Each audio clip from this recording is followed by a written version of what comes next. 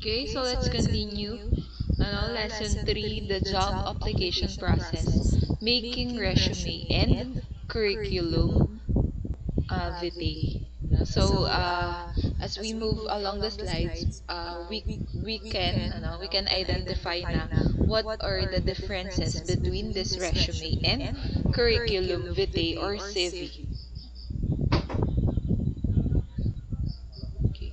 So a resume is a document commonly used in the hiring process. It includes information about your background and qualifications and should communicate the most important relevant information about you to employers in a clear, easy to read format.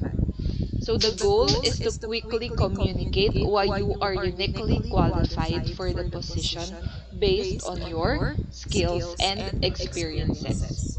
So to create a resume that employers will notice, you can follow simple steps and best practices. The main goal is to keep in mind is to make your resume relevant and readable. So resume, your resume describes your qualifications and what makes you unique, uh, personally and professionally as a candidate. So to stand out among other applicants, you need a resume that markets your strengths and match for the job. So a great or a good resume, can grab the attention of employers or recruiters. So how to create a professional resume? First, start by choosing the right resume format. So a format is the style and order in which you display information on your resume. So there are three commonly used resume formats. You can choose from depending on which is right for you.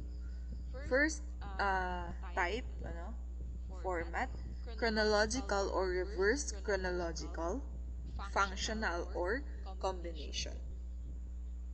So a chronological resume, format places the professional history section first and is a good option if you have a rich professional work history with no gaps in employment.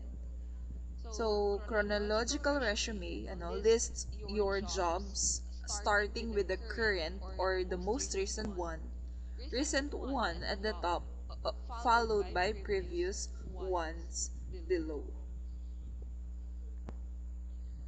Next, the functional resume format.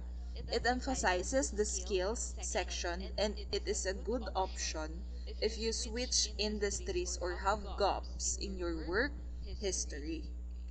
So it is also known as the skill-based resume. So it is a resume that focuses on your professional skill test as opposed to work experience.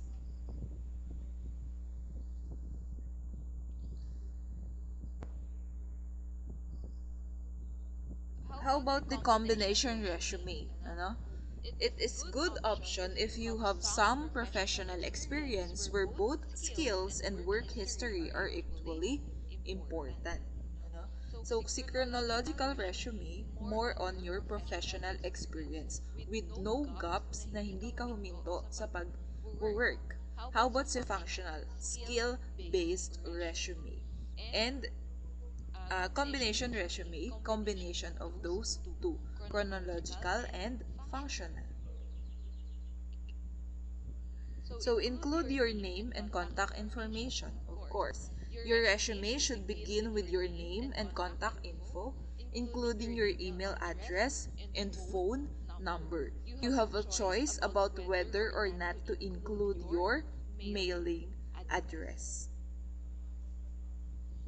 So your name should be highly visible at the top of your resume with a bolded or larger font than the rest of the document, but no more than a 14-point size. You might also include a link to your online portfolio if you are applying to creative positions. Next, add a resume summary or objective. After your contact info, you have the option to include either a resume summary or an objective statement. So, an objective statement, it quickly explains your career goals and it's a good choice for those with limited professional experience, such as if you are college or high school graduates. A resume summary is a short statement that uses active language to describe your relevant work experience and skills. So this resume objectives statement is likely the introductory statement you remember using in decades past. It focuses on the job seeker's needs and future goals with no mention of the those of the company. So this resume summary naman is a professional statement at the top of a resume. So it describes the candidate's relevant experience, skills, and achievements. The purpose of this career summary is to explain your qualifications for the job in 3 to 5 sentences and convince the manager to read the whole resume document. Next, list your soft and hard skills. Take a moment to consider which skills make you great fit for the job. Review the job description and highlight keywords that you have had proven success within the past. Consider both hard or technical and soft interpersonal skills as well as transferable skills you can use when changing careers or industries. So create a skills section with keywords that are relevant to the employer. So list any required skills like certifications or licenses first. So hard skills, technical or more skill based, and then soft or this is your way of communicating to them. And transferable skills, Okay. Next, list your professional history with keywords. When listing your professional history, you should keep a few best practices in mind. Use numbers to measure your impact when possible. Use keywords from the job description. Be brief and use action verbs. Follow the same process for other work experiences.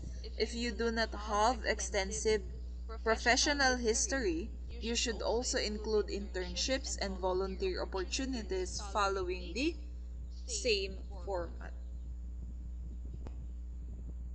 Okay. So include an education section. An education section will be valuable if you have limited work experience, such as if you are a recent graduate or high school graduates, or transfer to a new industry. You can also include information such as relevant coursework, your GWA or your grade point average if above 3.5. So participation in clubs or organizations, leadership positions held, awards, achievements, or certifications. So in the education section of your resume, list the schools you attended, the degrees you attained, your GPA if you're a student or a recent graduate, and any special awards and honors you earned. So if you have certifications or licenses relevant to the job description, you can include them in this section. To save space, you can leave off any credentials that are not directly related to the requirements of this job. Okay. So how to create a professional resume? Include an education section. When writing your education section, you should include the institution's name, dates of attendance, and your degree or area of study. If you are applying to mid or higher level positions, you might remove all but the name of your school and dates of attendance to make room for more relevant professional experience on your resume. Next, consider adding optional sections. So if you have significant white space on your resume, consider adding an achievements or interests section. This can help supplement a shorter resume, especially those with limited work and educational experience. Ensure that the achievements and interest you list support your career goals and are relevant to potential employers. So this white space, it often also referred to as negative space. So it is a section of your resume which remains empty to create space between paragraphs. So the design principle of white space builds on the fact that an absence of content will draw your eye to the text. Kaya if there are malaking white space or negative space, then add optional sections that might help you fill the shortness of your resume. Okay. Format your resume. Well, the layout of your resume is important. You should also take time to pay attention to formatting. Details like font style, font size, margins, and spacing. So formatting your resume, can make it look clean, professional, and improve readability. So this is key when attempting to keep an employer's attention. So here are a few key tips that can help make your resume look polished. Okay. Make your font between 10 to 12 point size. Select a font that is clean and easy to read like Arial or Helvetica. Avoid stylized fonts. Make sure your margins are 1 to 1.5 inches. Make sure name and section headers bold or slightly bigger font size, no more than 14 points. So and use bullet points when listing several different pieces of information like under your education and professional history sections. Then, kung si application letter, i-proofread ninyo, ganun din si resume. So, here are some tips, Carefully review your resume for spelling, grammar, and punctuation errors.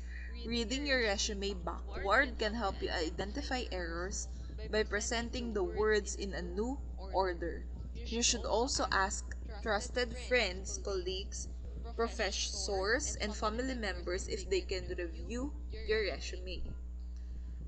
And third-party opinions can help reveal new information you might have overlooked. Suppose your resume is more than one page, review for ways to consolidate or shorten each section by removing filler words or extraneous information. 2 pages may be acceptable if you apply for higher level positions or industries like healthcare or academia. So, a careful proofreading of your resume before sending it to an employer is absolutely mission critical because you will see those typos, misspellings, bad grammar, or incorrect punctuation can all sink your chances of landing your next job. then tailor your resume for each position. So it's important to revise your resume to tailor it to each position you apply for. For each job, adjust the keywords in the skills section to be great fit for what the employer needs. It would help if you also change what you emphasize in the professional history and educational experiences sections, depending on what's listed in the job description. So, if different position na, of course, match it, tailor it with your resume. Okay, so that's it, resume and example of resume. Ayan, pakitignan na lang po sa module ninyo. And then, next is CV or curriculum vitae. So, a curriculum vitae, often shortened to CV, is a Latin term meaning course of life. So, a CV is a detailed professional document highlighting a person's experience and accomplishments. Employers often require a CV when considering applications. So, this document shares an overview of your career history, education, relevant awards and honors, scholarships, grants, research, projects, and publications. Ano? From the name itself, name curriculum vitae. So, more on your education, more on your uh, professional skills na na-achieve mo. Okay? So, a CB may also include professional references and coursework, fieldwork, hobbies, and interests relevant to your profession. You might also choose to add a personal profile that lists your skills and positive attributes to ensure employers have a well-rounded view of your personality and achievements. Okay. So what to include on a curriculum vitae? So your CV should include the following. Of course, your contact information, academic history, all schooling, from high school to postdoctoral if you finished, your doctorate degree, professional experience, saan ka na ba mga nakapagtrabaho, the dates you were employed, and summary of your experience and achievements. Qualifications and skills, so dito si hard and soft skills and your transferable skills. Awards and honors. For each award, add the name you received and the organization that give you the award.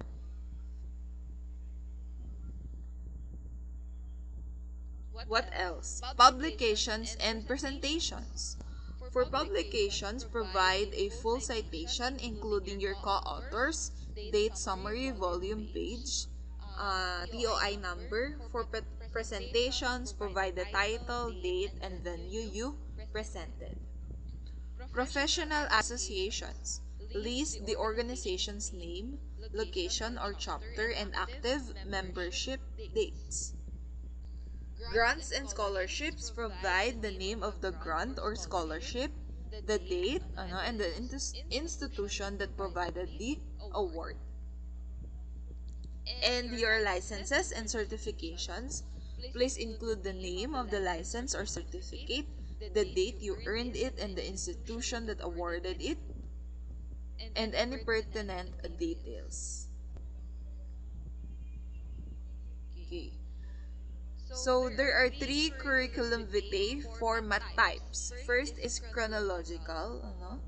This is the most common type. So, for a chronological CV, list your academic history and professional experience first after your contact info. This type of CV focuses largely on your academic and professional experiences. So, a chronological CV is best if you have consistent employment within the same industry and your work experience displays advancement within your field. So, parang si resume, more on your consistency being an employee, but in here, same industry. And of course, to your specialty, or your field dapat. Kasi nga, curriculum. Next, functional. So the CV format emphasizes your skills, awards, and honors. If you write a functional CV, you should place your relevant skills near the top under your contact info. So in a functional CV, you will allocate more space to your qualifications, skills, awards, and honors, and less space to your professional experience. So here are the sections you should include. So a functional CV may be the right choice if you have recently graduated and are entering the job market for the first time. So have multiple gaps in employment or you're changing careers. So same with the resume, functional resume. More on your skills rather than your professional experience. And it is good for fresh grads. So combination. This type is a hybrid of the chronological and functional formats. It allows adequate space for details about both your professional and educational history, as well as your skills and accomplishments. So the elements you place first depend on your experience, career goals, and what you believe is most relevant to the types of positions you are seeking. For example, if you're hoping to earn a teaching position at a university and you've spent the past 10 years as an educator, you should list your professional background first. Ano? So in this combination, same with the resume, na combination of chronological and functional. But you have the choice. You as an applicant, a job applicant, have choice whether you will ano yung ba i-highlight mo. Syempre, yung most highlighted is uh, in most relevant to your job application na ina-applyan mo. Okay? So, how to write a curriculum vitae? First, choose the right font types and size. No? So, your CV must be legible and easy to follow. So, to improve readability, be sure to choose the proper font type and size. So, same with the resume, you can use Times New Roman, Georgia, Helvetica, and 10 to 12 yung font size. While reducing your font size, to reduce the number of pages can be tempting. So, you should never sacrifice readability for length. Baka hindi naman nababasa sa sobrang pinaliit mo na. Okay? And lalo na kapag ang mga hiring manager is matagal na sa company, of course, dapat readable talaga. Okay. Check your margins. Be sure to check your margin size. Just like in resume, 1 to 1.5 inches. This is a good rule to keep your margins. Margins that are too large will leave too much white space on each page, while margins that are too small can make the page seem overfilled. So, keep it a balance. Then, utilize your space effectively. So, to ensure you are using space effectively and your CV is easy to read, consider following techniques like bulleted list or make lists, section headers, distinguish your section headers from your rest of your CV content by making them bolder, larger, or underlined. Then, bolded words, in addition to section headers, consider bolding other important words such as your name and job titles to set them apart. And then, proofreading. Yan, very important si proofreading. Before you send your CV to employers, always take time, to check your spelling, grammar, and syntax. Because a clean and error-free CV, increases readability and demonstrates professionalism. A well-composed CV, shares all the most essential information employers need when considering you for job opportunities. So, by making your CV comprehensive, you need to correctly format it and readable. You are, if you follow it all, you are one step closer to landing the job you want. Okay. So here's an example of a curriculum vitae. Ano? Pakitignan na lang po sa module for a clearer and readable view. Yeah. So here are the differences between resume and curriculum vitae. In terms of length, sa resume, shorter is better. But in curriculum vitae, length is an indication na you have a lot of accomplishments. Focus, contribution based, how did you make a difference where you start work? Dito naman is expertise based, more on your professional expertise. Education.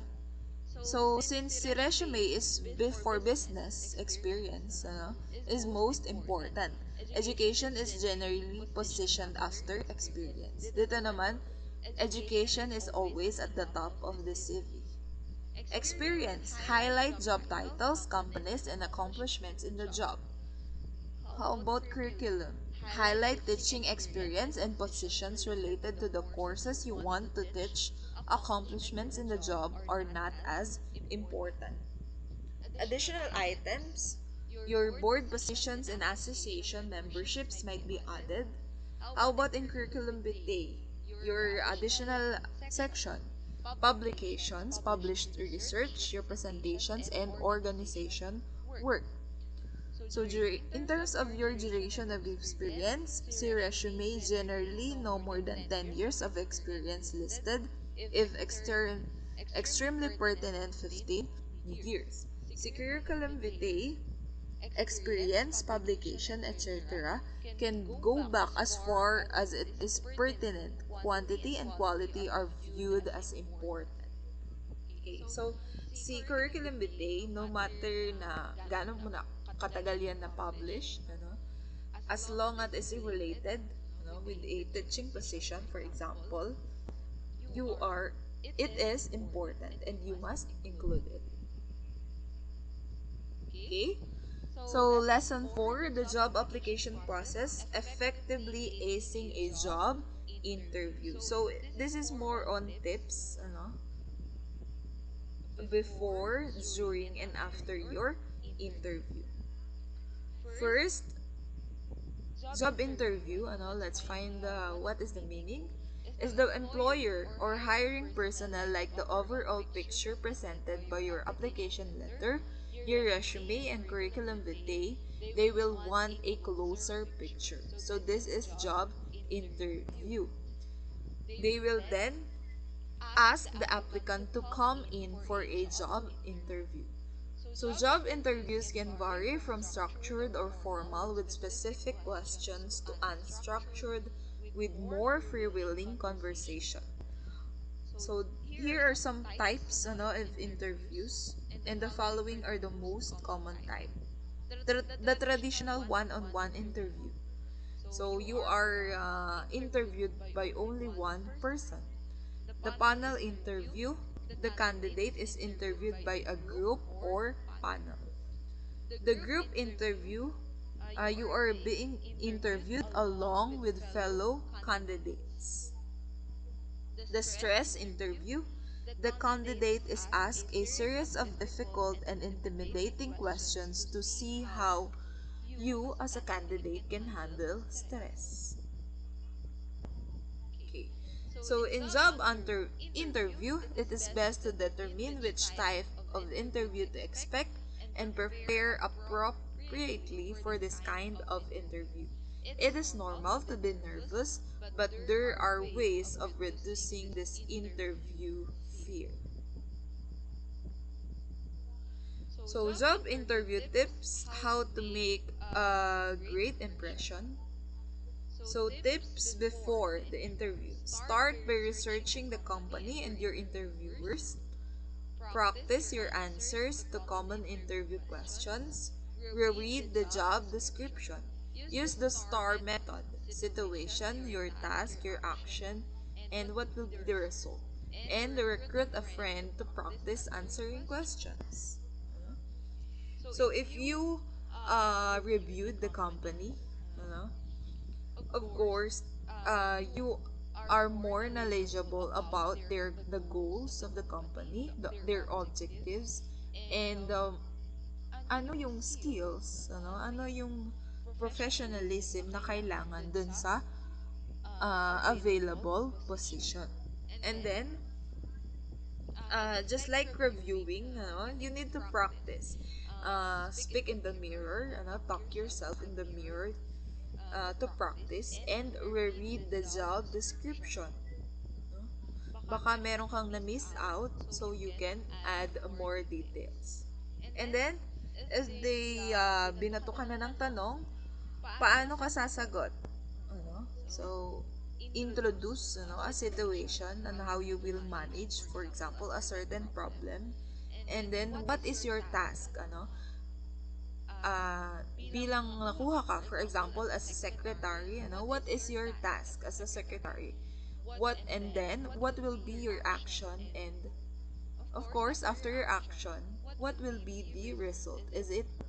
Of course, the result should be positive and there is a resolution, of the problem uh, given to you. And then, call a friend, call a friend to practice answering questions. And then, before the interview, prepare a list of references. So these references, can be your character references, who can, who those hiring manager, can ask some people, some uh, professional people, na nakatrabaho na mo na. For example, your naging boss mo na in your other jobs. So, list some references for your character. Be prepared with examples of your work. Okay? So, supposedly, you know what is the work assigned in the position. Okay, give them examples. How will you do the position if they will be giving it to you? And then prepare smart questions for in your interviewers. Okay, so here are some questions. Can you explain some of the day-to-day responsibilities this job entails? How would you describe the characteristics of someone who would succeed in this role? If I were in this position, how would my performance be measured? How often? What departments does this team work with regularly? How do these departments typically collaborate? What does the process look like? And what are the challenges you're currently facing in your role?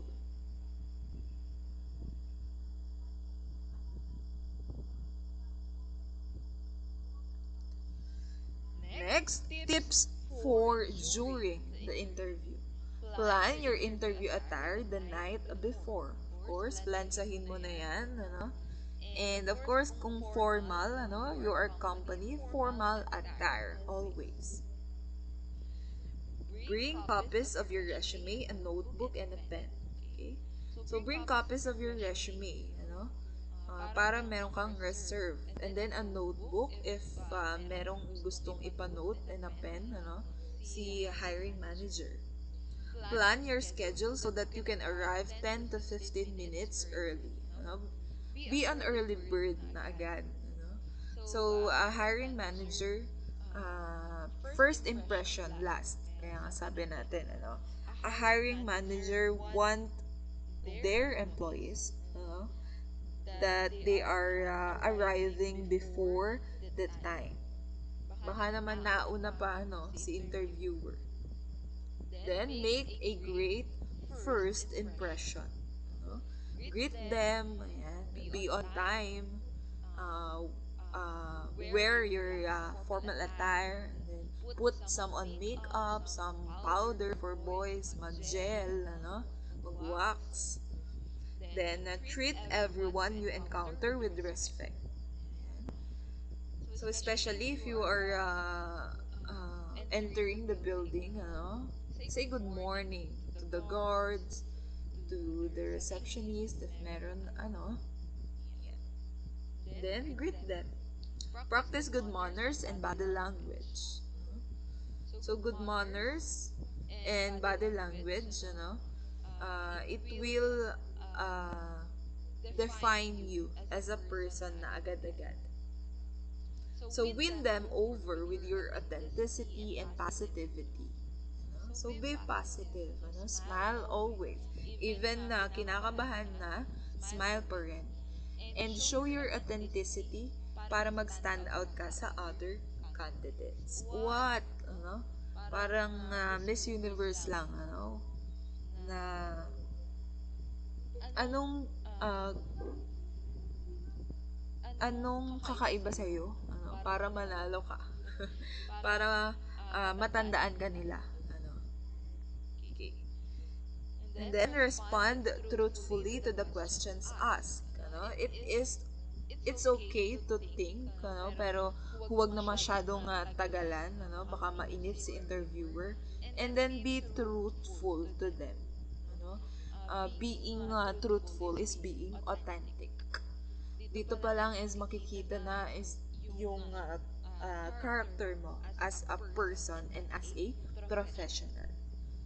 Then, tie your answers back to your skills and accomplishments. Of course, connect. Connect all the dots. Connect the questions relevant to what you have accomplished as a college graduate, as a working student, for example, or as a working na, kung matagal ka na, and then lumipat ka ng other work. Then keep your answers concise and focused. Stay focused. Baka naman chinika mo na si interviewer, nawala na, hindi na na-focus dun sa tanong. Okay?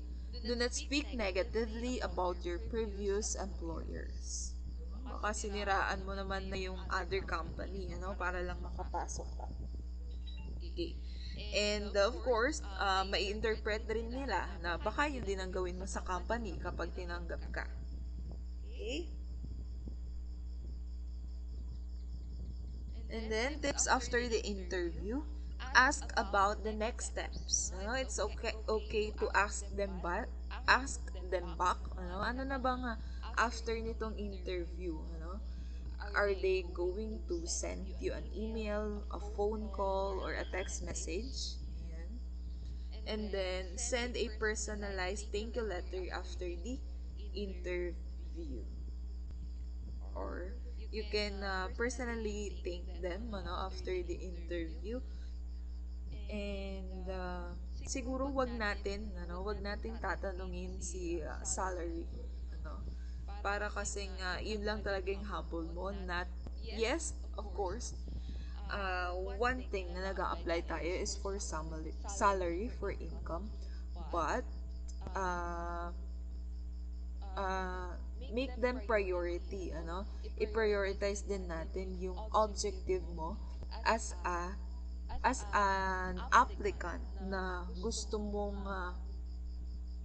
makatulong sa pag-unlad and pag-accomplish ng kanilang objectives ng company. And lastly, in a job interview, the best way to fight nervousness is to be well prepared for the interview. Okay? Thank you for listening, and that's the end of our Module 7, that's the end of our final module. Thank you. Keep safe, everyone.